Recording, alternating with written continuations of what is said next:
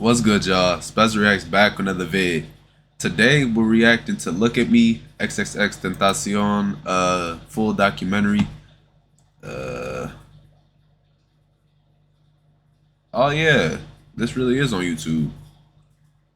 So yeah, at that case, I did watch this already.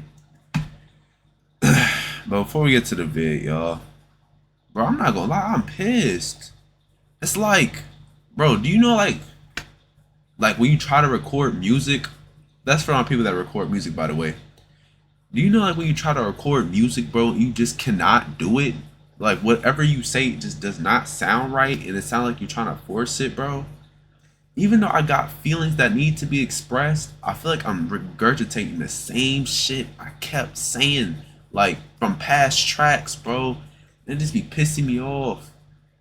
I hate that shit, man. What I was gonna say though is, bro, I'm not gonna lie.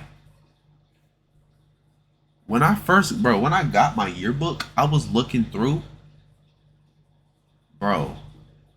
Any other time when I be seeing my ex, bro, she be looking alright. But when I seen her in there, I'm like, bro, who is this? I did not know who it was. Come to find out, it was my ex. I'm like, damn, she's looking good as shit. And all of a sudden, I fall back in love. I just don't know why this keeps happening to me. And it got my heart hurting, bro.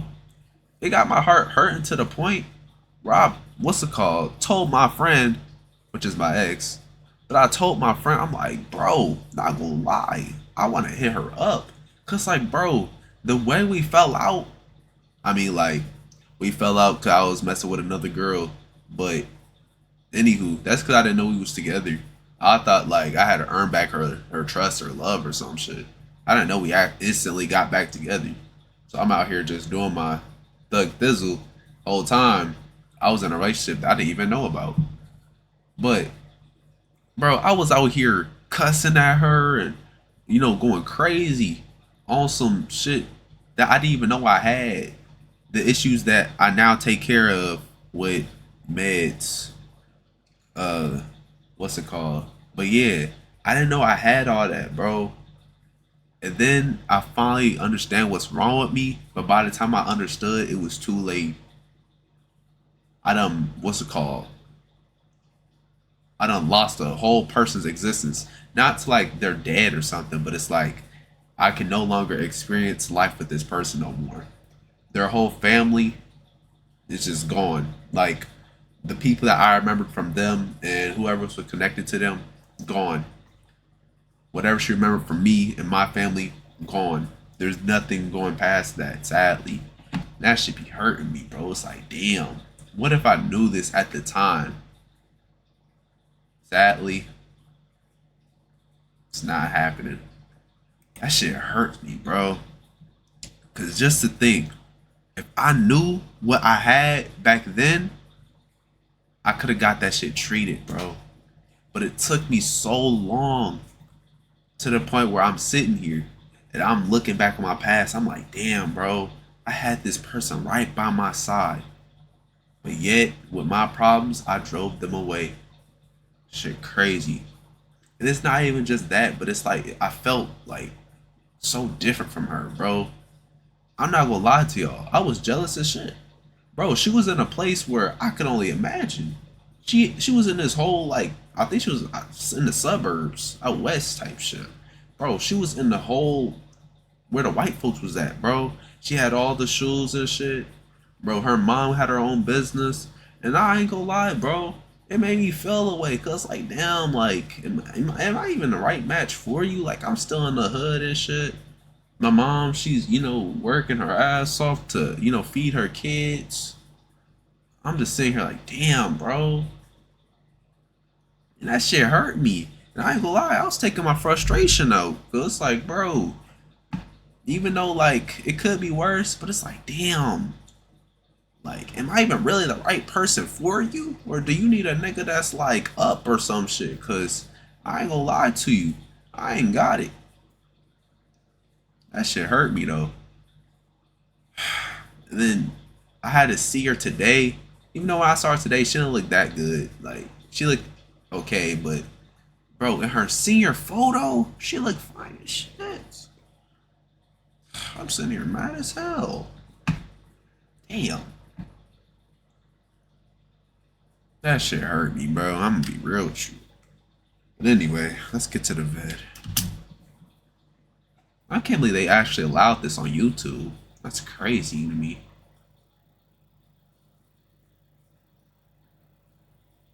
This is about to be like my third time watching, or fourth. Okay guys, so here is my first vlog.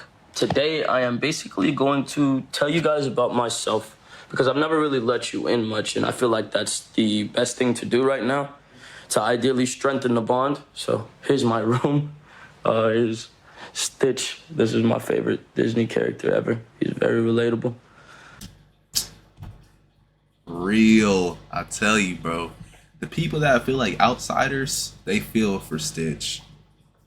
I watched Lilo and Stitch over and over and over when I was littler, bro. And my whole life, I felt like Stitch. It's crazy. Okay.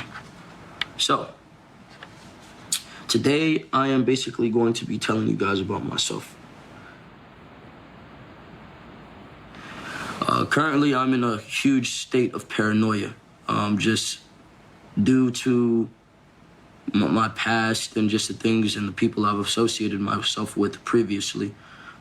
I've tried to put myself in a position to ideally be able to motivate others to, for myself to suffice when it comes to this negative shit, because, like, bro, this shit, it's like trying to consume me. It's almost like it's trying to get inside of my mind, you know? I apologize for being so distant. I've been paranoid, I've been needing help, and I haven't been getting the ideal help I really want. Hey, unfortunately, they won't let me jump off. But listen, I'm gonna find a way to compromise. Los Angeles, make some motherfucking noise!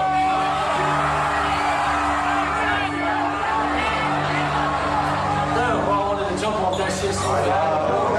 I know you're Majin Buu, dog, but trust me, it ain't like that here. Hey, give me a sec. Yeah, bro, come on. He was moving like he was on a mission. Bro, I watched it so many times, I already knew what he was gonna say.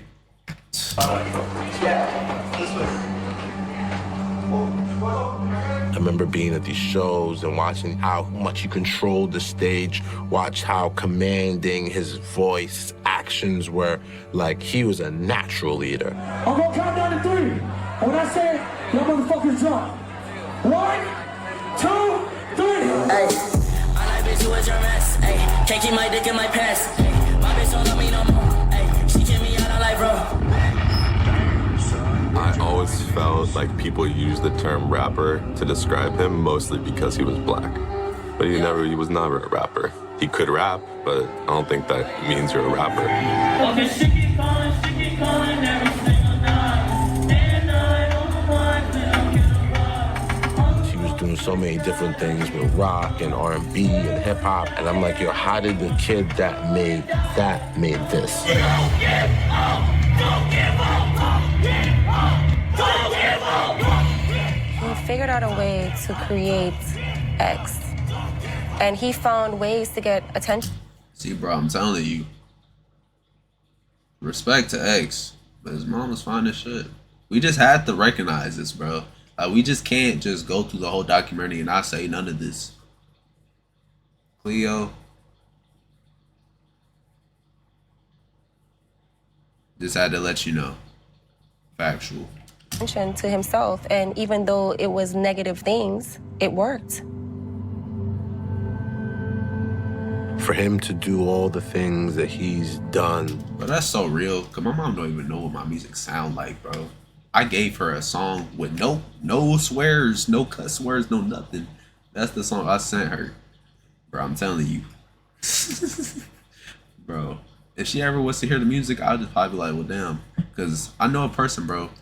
Every time a family member found his music, he changed his name. I'm not finna do that, bro. If you find me, you find me. If you don't, you don't. Like, I had times where I wanted to show my family what my music sound like, but I'm like, nah. I feel like I'd be too vulnerable. You know what I'm trying to say. In 2 years, it was incredible. You know, that's the main reason why we're all so hurt. Everybody was so excited to see this next step in the transformation that we never got to see. The rapper XXXTentacion has been shot, apparently. XXXTentacion, a rising star here in South Florida. Police say the artist, whose real name is jahskeezyinquires, was leaving a Broward County motorcycle shop yesterday when he was shot by two men who ran up to his car. The deep connection that his fans have with his music, that's a fact. That's a real thing. His music obviously means so much to so many. X's music saved my life. For 3 years, this dude helped me get through depression and a bunch of stuff, man. Long live X! Long live X! Long live X! But the thing about his fame and commercial success, it started with this horrific alleged crime. 15-year-olds will in some ways idolize him, and he was an incredible talent. He should not be anyone's idol. Show some respect and leave it alone. You know, not make a mockery of a man's life and death. The internet is a place. Bro, what was his name? What is the dude's name? I don't even know what his name is. But dang, he can't be like. Wait, what did he say? And he was an incredible talent. He should not be anyone's idol. Dang, so he can't be anybody's idol just because of what he did? I mean, like he can't be like an example of how a person could change their life? Okay. A little aggressive. Show some respect and leave it alone. You know, not make a mockery of a man's life and death. The internet is a place for just a big conversation, and he was the topic of the conversation anytime he did anything. You know, there's been a lot of fucking pressure in the media and shit to not fuck with this dude. And I also just want to say, fuck anybody who's disrespected him after his death. I do think he was changing. It's just that he left behind the things that hurt others in himself. Geneva was fine as shit too. I don't know about the current one. The one when back when they were still dating. Yeah, for sure. We just knew violence sells, and it's a type of energy that we're tapping into to sell shit, you know what I mean? And that's basically what we used it as. I don't know, Ski is hurt, bro. Got to be. Bro, this is the same dude that he was riding with in when it was taking that road trip. I know people seen the vid. Bro, I know this gotta hurt. Your best friend. Y'all doing all this big shit together. Then one moment they stop being friends for a little bit. And then he just gone. Like, that just really puts stuff in perspective. Like, this is a person that you'll never be able to call again. They won't answer. They're gone. It's so crazy.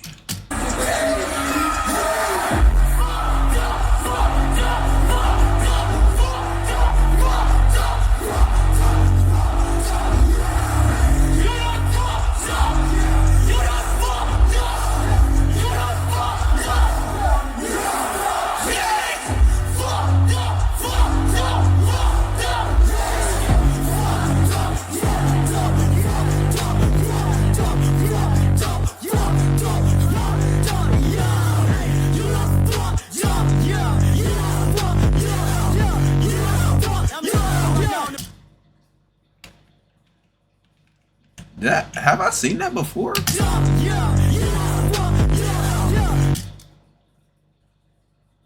Now, why would they make him the executive producer?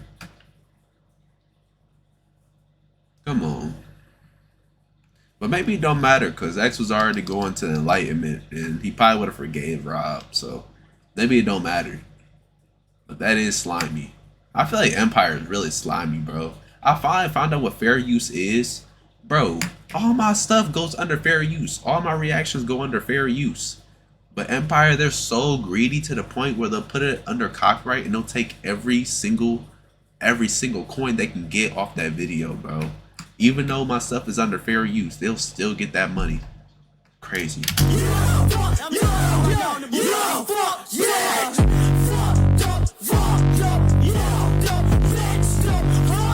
Y'all niggas mad I'm successful? Suck my dick!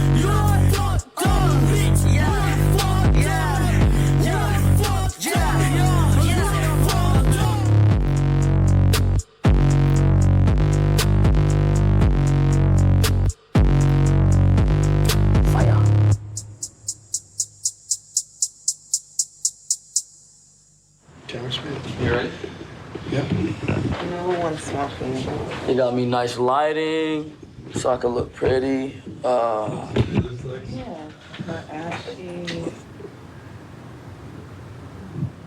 You getting more popular, a big debate that you've sparked, if you've read a lot of stuff about you, I don't know if you have or not, is whether or not you can separate art from an artist, right?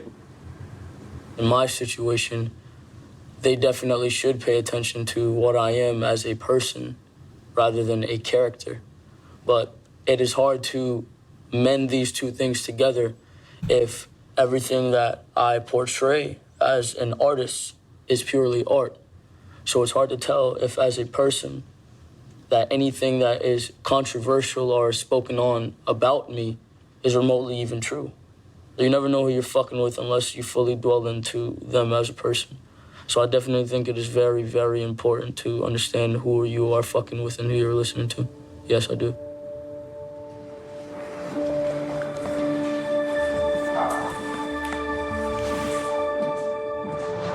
So, why did you decide to make this documentary?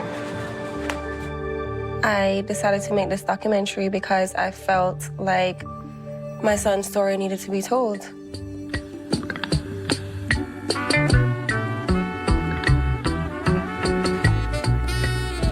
I was in labor for 24 hours. He came out super light-skinned, gray eyes, and I was like, oh my God, where did you come from? And he was my little Tweety bird. He was small and cute and yellow.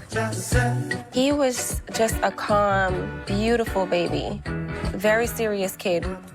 It was as if he was an old soul. I swear, when people start playing that Bob Marley, I be kind of getting a little emotional. That man be hitting hard. If you ever listen to No Woman No Cry, bro, that song used to make me cry, bro. That used to be my song I used to get in my feelings. It used to be that one. Dang. Joshua was special. The name Joshua came from Bob Marley. Who we would call God, we as Rastafarians would say Jah. You see that? I'm basically God. You know? Jahskeezy.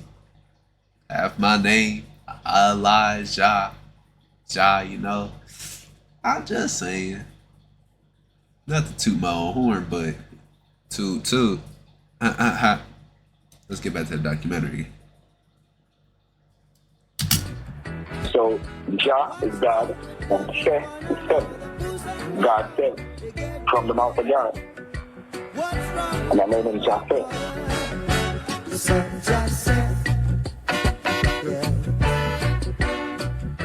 Jahskeezy's dad would come sometimes, pick him up on the weekends. We would share him during holidays or summers and whatnot. He just didn't help us financially. I was 17 when I had him. In my case, I didn't have any support, so it's just me paying rent, paying all the bills, and having to work. And so Jahskeezy was always with a babysitter or at daycare. I would make sure that he had the best of everything, for sure. I would say he was extremely spoiled. But I think he always felt alone. Real. His father loved him, and he was present until he couldn't be. He got arrested after Jahskeezy turned 10, and he got 10 years in prison. He hasn't physically saw him in person since then. When I was growing up, my mom tried to give me love by financially taking care of me because she seen that as the most important thing. As long as I ate, And as long as I had clothes, and as long as I had a place to stay, that was the most important thing to her. She was never able to emotionally nurture me.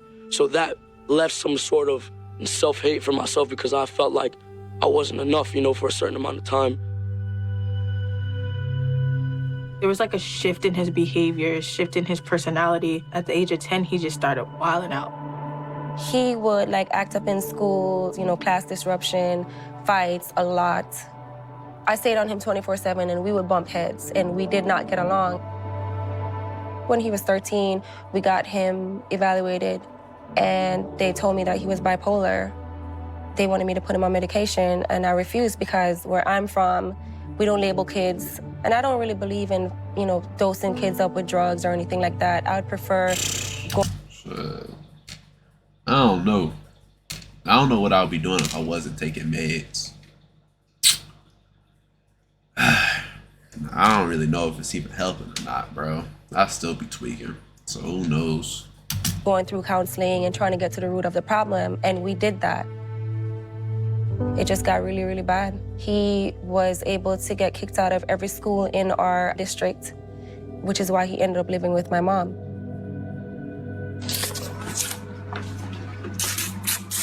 Go and take the picture what I tell you to take. Just say it.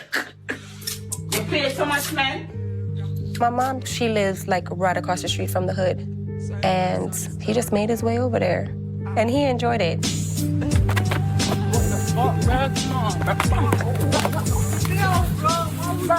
started skipping school. At the time, he would always say, I want to be a rapper.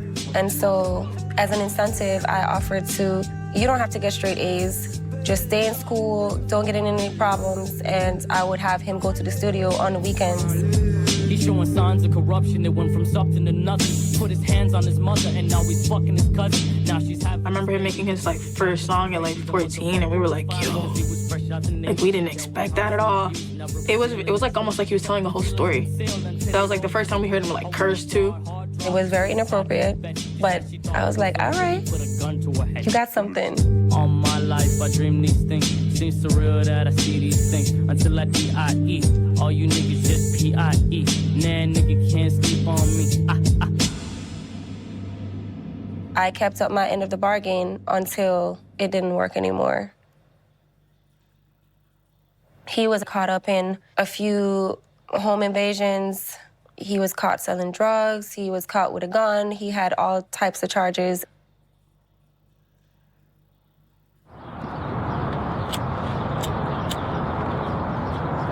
Is it rolling?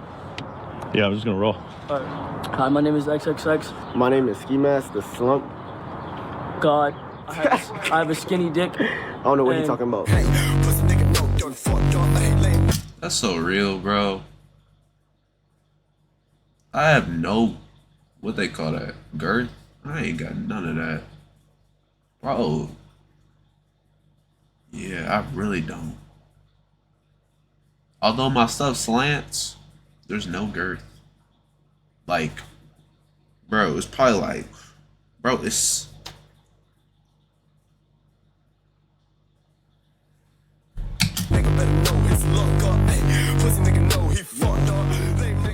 Honestly, I didn't know what to make of Jahskeezy at first. I met him in juvenile jail. I was at least 16. I think he was younger than me at the time. He told me his charges, and I was like, this nigga's in here for armed robbery? For home invasions? I'm like, okay. What really connected us was we would be beatbox, like making beats on the table, on the chairs and shit, and we would just be freestyling. A little vanity was anything will be cast in half, when I leave them half alive in a basket, and anything that is madness, come to the madness. We would just like feed off of each other. We both were the big brother and little brother at the same time to each other. We didn't even know what we wanted to do at the time. We just know we wanted to make a stand for who we are and just be ourselves, say fuck it, like no matter the consequences. At that point, we were like, we don't really want a job, and if we need a job and the job doesn't want us because we have face tats, then that's not the job we would really want for ourselves or some shit. Like, fuck it, this is what we're doing.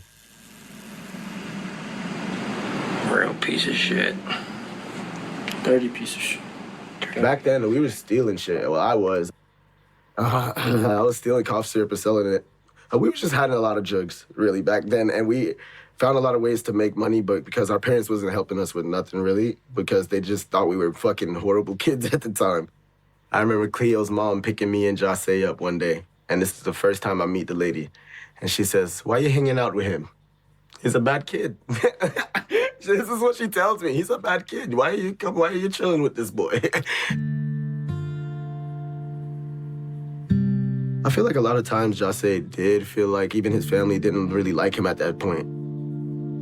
He didn't understand how his family treated him. Like he was just this bad child. But if you think in Jah's mind back then, Jah didn't think that he was just this bad child trying to rebel. Jah thinks he's just being Jah. You know what I mean? Like, I'm just being me and niggas hate me. And I hate myself because niggas hate me and I need to change myself, basically. I've seen him literally choose to sleep on the streets more times than go home. He didn't explain it to me all the time, but I just knew he even felt better sleeping with me in the car. When he left home. Nobody kicked him out. And it was as a result of him not wanting to follow the rules or not follow curfew or just doing whatever he wanted to do. And then he just stopped going to school. He was like, yo, I'm good.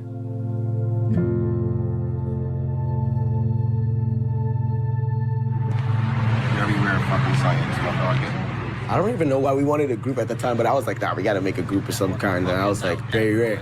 And me and Jah rode that shit out till the wheels fell off. And then out of nowhere, Jah wanted to make his own group too, and that was members only.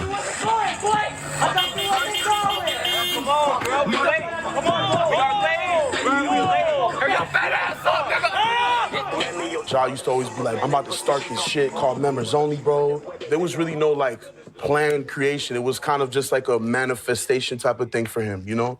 And it was kind of like a brotherhood. Mostly everybody would come to my house. We had a backyard, and we would just sit back there and smoke and write lyrics and listen to mad instrumentals, Slapbox. Jah ordered... Dang, bro, this is my song. I remember when I first found this out, bro, I was never the same. I would play this song out. Love this song. Snowball microphone, like one of the cheapest microphones you could get, and we just started recording on it. We were recording in bedrooms. My friend's bedroom, friend's closet. It doesn't matter what it was. He would pull that little thing out with the 3 prongs, and we would just record that shit. And that's why our music came with distortion, because the type of mic that we were using, but we would use it to our advantage, really. It was like the SoundCloud era of rap. We didn't know what we was doing. People loved the first song that Jah dropped on his SoundCloud. It was Vice City. I seem depressed, always being bothered, nevertheless. Keeping me out of prison and putting me to the test. They ask me what is happiness, you write it on the check. Or you feel it on the sweat when your dick is in the breast, huh?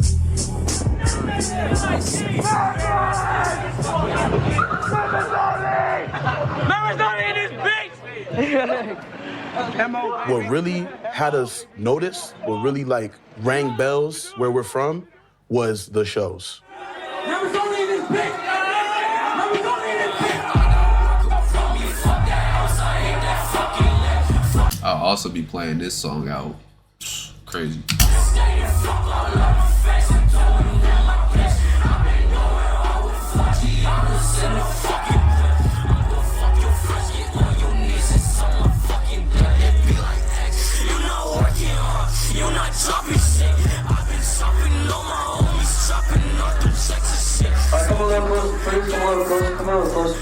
Jah always had this aura about him that he was not gonna let us not be accepted. Not gonna run this bitch until y'all come up. We would pull up 60, 70 deep, and we're gonna grab everybody else off them walls. So he always had a huge crowd of people around him, and then everybody looking at it like, what the fuck is this, or who is he? No, real shit. I appreciate all y'all for coming out here. Even if you didn't come out here for me, man, but all the support and all y'all, man. He had a way of making people feel wanted, needed, important, and that's what would gravitate them towards him. He was so comfortable showing his vulnerability. It kind of made kids relate to him.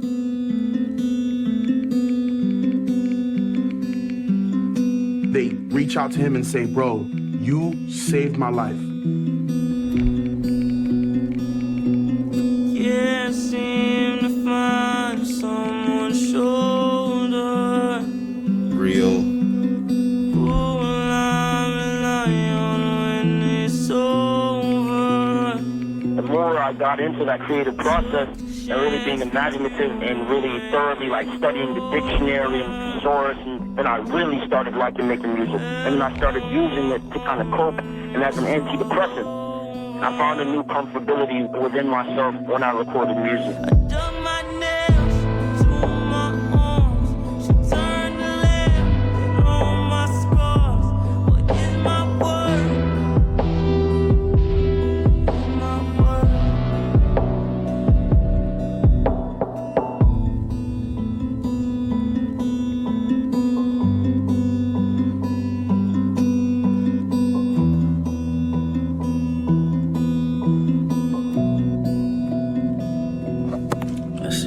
Let's see if this shit work.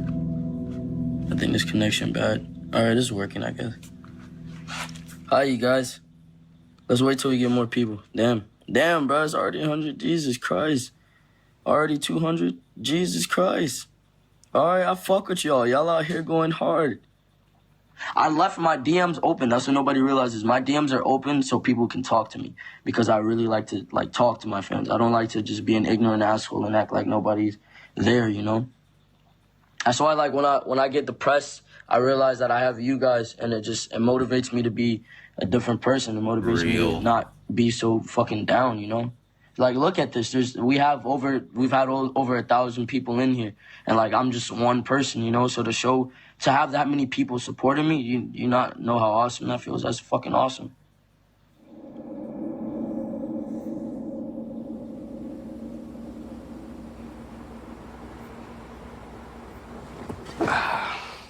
A lot of people know me as Bruno Dickums. I've been a porn star for about 12 years.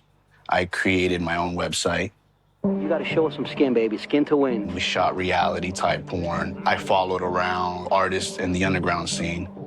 Me meeting a lot of artists, you know, I decided that I wanted to manage some of these artists because I saw a lot of potential. You know, I was going to a lot of the shows, and there was one guy that was starting to make a little noise in South Florida. I didn't know who he was. And everybody around me was like, it's the kid we were telling you about, X, you know? He's like coming up in the scene. We weren't on the level that he was on. It was him and Ski on a particular level, and it was our job to help that grow and formulate. He started off by networking with artists that was already running the South Florida underground scene. Wi-Fi was one of those people that already was up there. Rob was another one, he was already up there. Denzel. I just saw his energy. Like, it's hard to explain. Like, just his presence, like, he could make noise in the room and not even speak. These kids, man, they look like they were ready to die. All right, y'all. I was finna get through this whole thing today. Sounds like, fuck it. So anyway, we about to do a part 2. Probably when I wake up or something. It is what it is. Anyway, make sure you like, subscribe, comment, share. And without further ado, peace, y'all.